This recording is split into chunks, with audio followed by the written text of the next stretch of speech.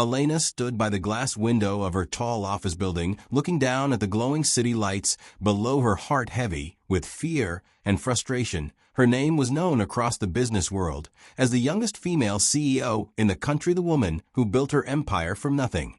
But now everything she worked for was at risk. Her company, Bright Sky Tech, was falling apart piece by piece. Clients were leaving, contracts were breaking, and investors were backing away like scared birds. Elena knew who was behind it all. Darren was her oldest enemy, the man who once worked for her and now wanted to destroy her. Darren was clever, he played dirty, but always stayed just inside the law. Elena had no proof of his tricks, but she could see his fingerprints on every setback, every lost deal, every sudden scandal that made her look weak in the eyes of the public. She had tried everything to stop him. She fought back in meetings and interviews and courtrooms, but nothing worked. Every move she made, he was already 2 steps ahead. It was like fighting a shadow, a ghost that knew all her secrets. Her team wanted her to lie low, stay quiet, let things pass. But Elena knew that silence would kill her brand and her business. She had to act fast and act smart. But how do you fight someone who knows your next move before you make it? Then an idea came to her. It was risky, maybe even crazy, but it might be the only way to turn the story around. What if she gave the world something so unexpected, so perfect, that no one would doubt her strength again? What if she became someone they never saw coming? She turned from the window, walked to her desk, and picked up the phone, her voice calm and clear as she spoke to her assistant. "Find me a man," she said, "not just any man, the kind people will believe is my husband." The assistant was silent for a moment, unsure if she heard right, but Elena repeated it. "I need a man to marry me, a fake marriage, a contract, just business. No love, no risk, someone good, looking, quiet, smart, and willing to follow my rules."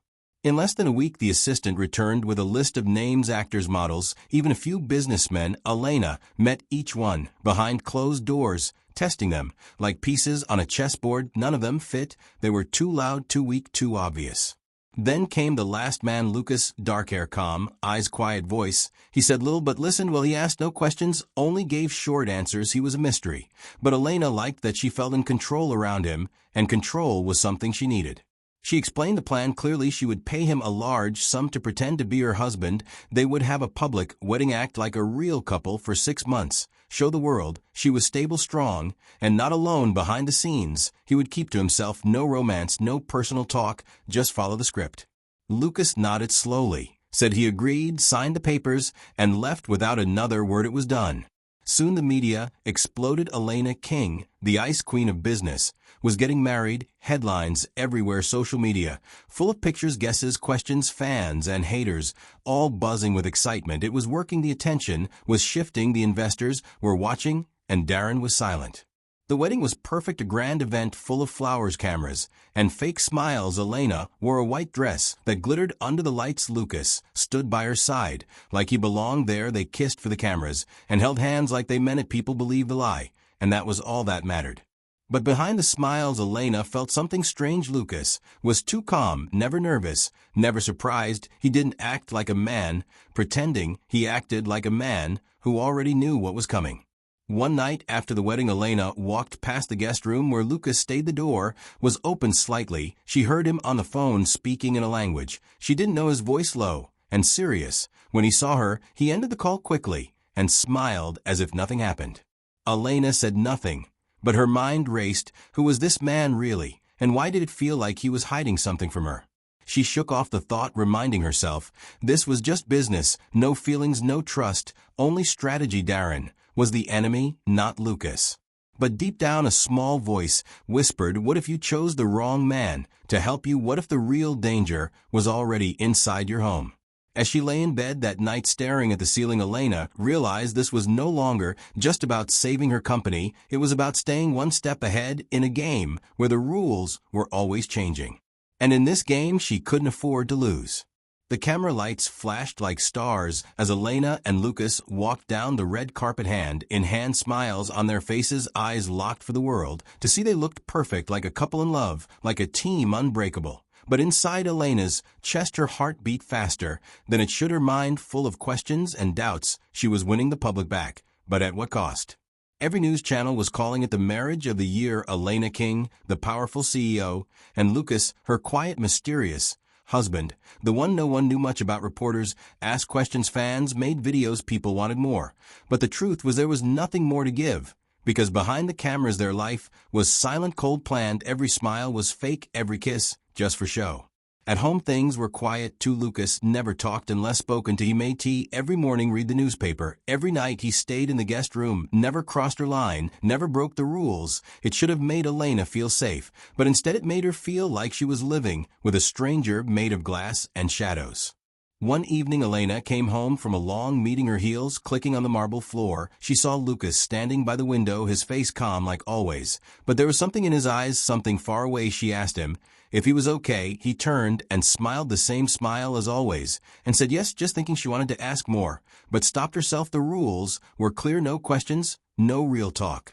Days passed and a plan seemed to be working. Investors returned contracts, restarted, clients began calling again. Even Darren stayed quiet for a while. Elena felt powerful again, but inside her chest the doubt kept growing. Something about Lucas didn't feel right, not wrong, just not normal. One night she woke up from a strange dream and walked to the kitchen to drink water. She saw a small light under the guest room door. She pushed it open slowly and found Lucas asleep at his desk, papers spread around, a map on his laptop, red marks all over it, names, photos, lines connecting faces. One of the photos was hers. She stepped back quietly and closed the door, her hands shaking. Who was this man she married? Why did he have a photo of her from years ago, a photo taken before they ever met? The next morning she acted normal. She smiled, she drank her coffee, she asked about his plans. He simply said he was going to the gym, then a business, bookstore, then home. Elena nodded. But inside she knew he was lying again, she just didn't know why. Later that day her assistant ran into her office, her face pale, her voice low. She said Darren was back in the news. He had just announced a major deal with a tech giant, a deal that would crush Elena's company again if she didn't move fast. Elena felt her control slipping. She needed answers, and she needed them now. That night when Lucas returned home, she was waiting by the door. She looked him in the eyes and asked him who he really was and why he had pictures of her before they met. Lucas didn't blink, he didn't flinch, he just walked past her and sat down on the sofa. Then he said something that made her blood run cold. He said, I wasn't hired for this fake marriage because of the money. I agreed because I already knew who you were. Elena stood frozen, her throat dry, her hands cold. She asked him what he meant. He said he had been following her company for years. He said someone had told him she was in danger, not just from Darren, but from people, even more dangerous people, who hid behind big names and clean suits.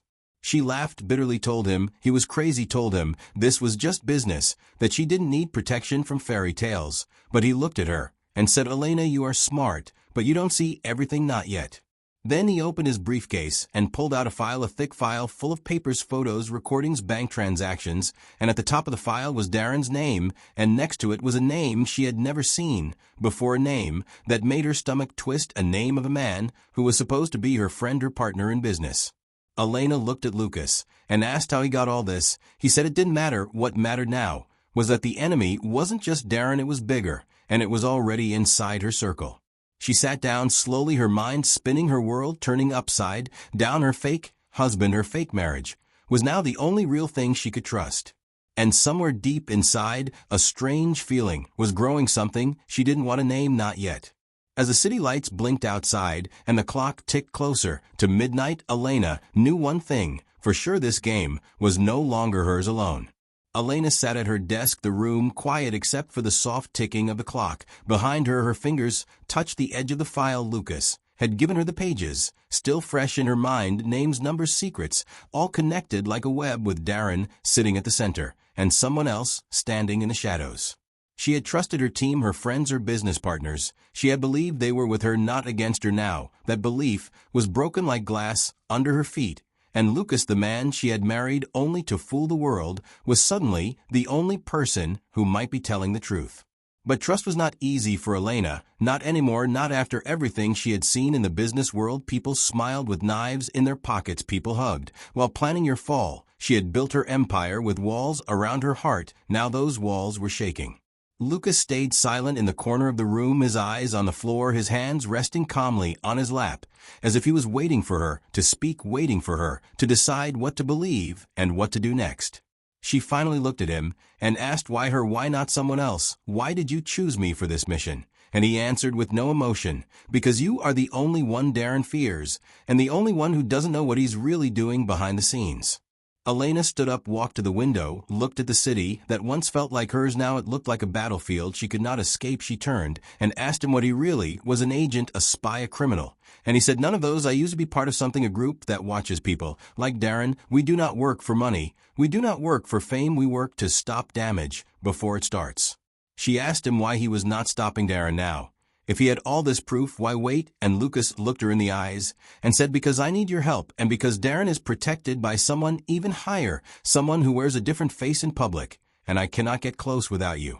The word sat heavy in the air. Elena did not answer right away. She needed time to think. But time was not something she had, because her phone buzzed and a message flashed on the screen. It was from her assistant. Her voice panicked and rushed. She said, "Elena, the press has photos of you and Lucas arguing in the lobby yesterday. Someone leaked it, and they're saying the marriage is fake."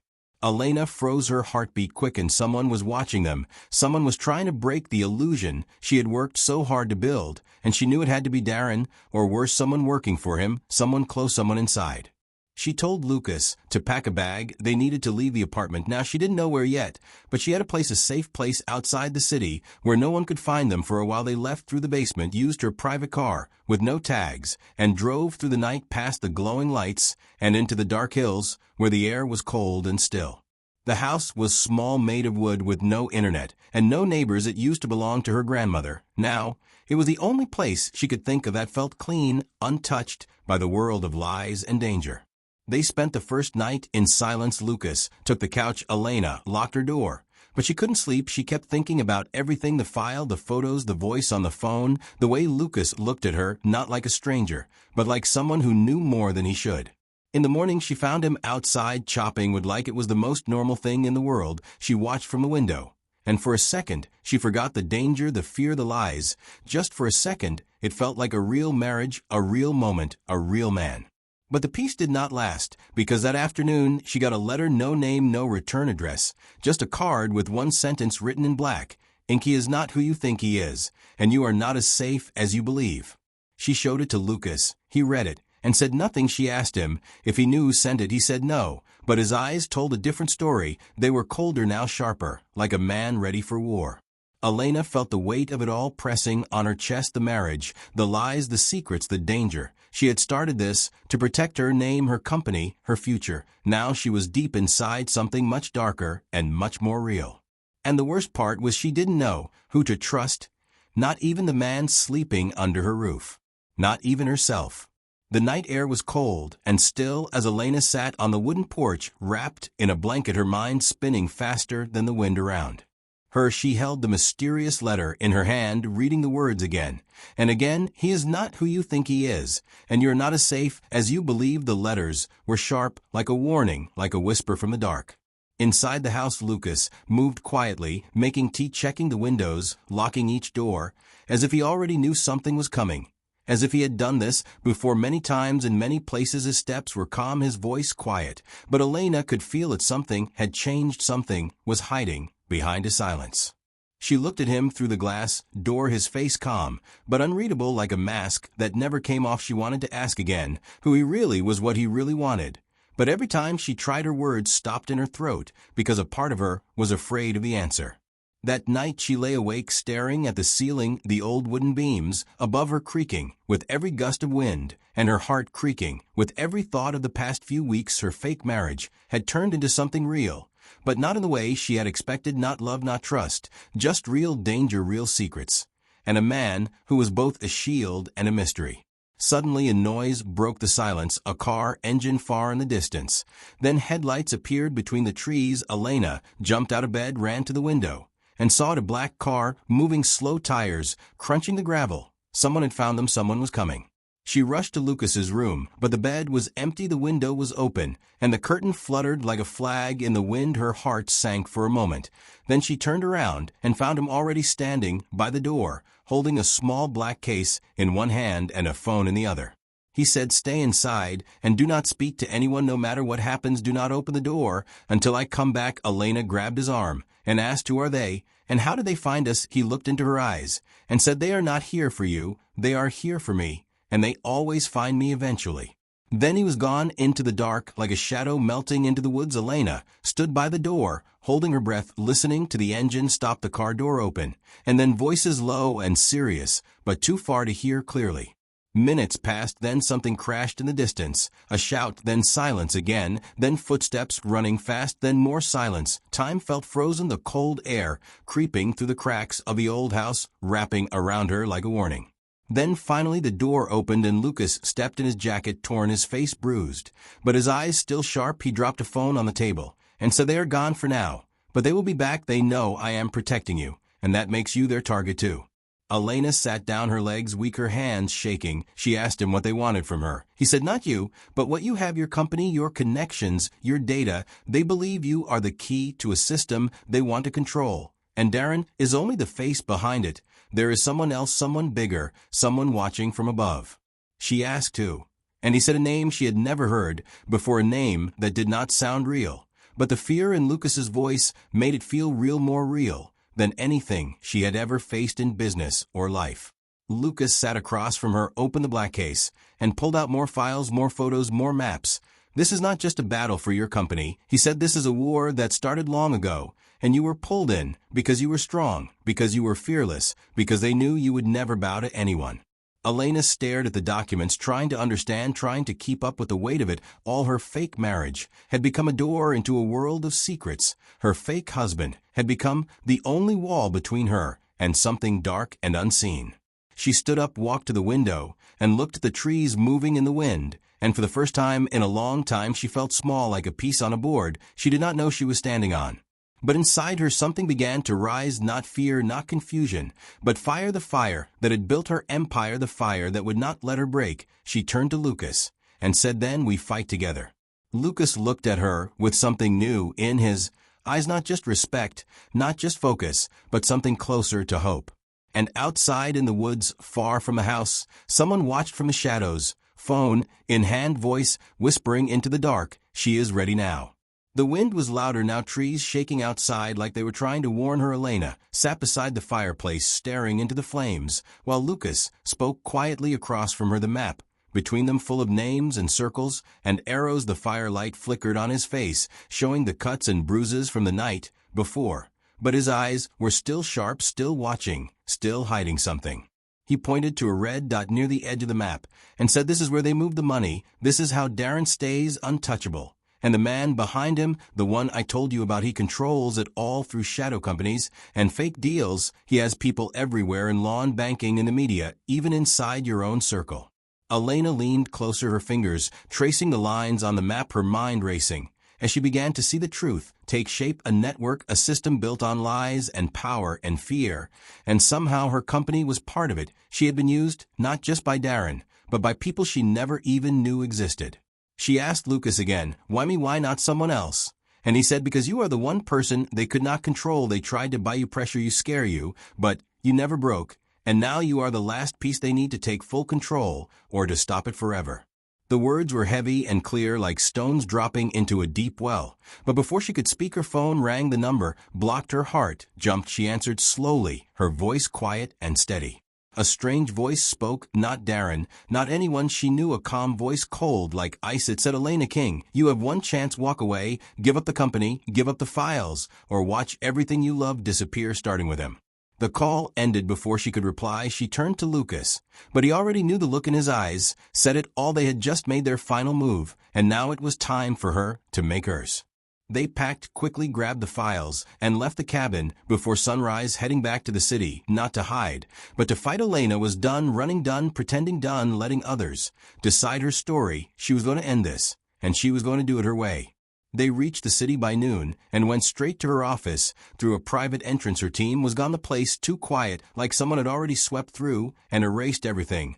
But Elena had a backup, a hidden room in the lower level where the Rail servers lived, and where no one but her had access.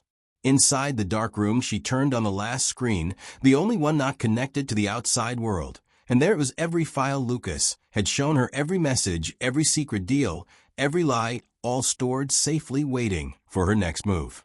Lucas watched her as she worked, his arms crossed, his body tense, like he knew this was the moment everything would break open. She asked him, "What happens if we win?" And he said the system falls, people lose power, the truth comes out, but you become a target forever. And if we lose, she asked, and he said then we disappear, and the world never knows what it almost lost. She looked at the screen, then back at him, her voice firm and steady, then, let them come, we finish this tonight. They sent the files to 3 trusted contacts, 1 lawyer, 1 reporter, 1 activist, each ready to act if anything happened to Elena or Lucas. The truth would no longer be a secret, it would be a storm, and it was already on its way. As night fell, Elena received another message, this time from Darren himself, a video of her assistant crying in a dark room, a warning, a threat, a line drawn in blood. Lucas watched the video and said, they've crossed the final line, now we don't wait, we strike. They left the office and headed to the meeting point, an old building near the harbor, where Darren's people were known to gather. Elena wore a simple black coat, her face calm, her mind sharp. She was not the same woman who stood in front of a fake altar weeks ago. She was fire and steel now. Lucas walked beside her, quiet but alert, every step a calculation, every glance a warning. When they reached the building, the door opened slowly, and Darren stood there smiling like a man who thought he had already won. Welcome back, Elena, he said. I knew you couldn't resist. And Elena smiled just a little and said, you're right, I couldn't, because this is where it ends. Behind her, Lucas reached into his coat and pressed a small button, and far away 3 messages were sent, and the storm began. The cold air inside the building felt like a warning, the walls old and cracked, the lights buzzing above. Elena stood tall, her coat brushing the floor, as she faced Darren, his smile sharp, his hands in his pockets, like he had nothing to fear, like he still believed he held all the power.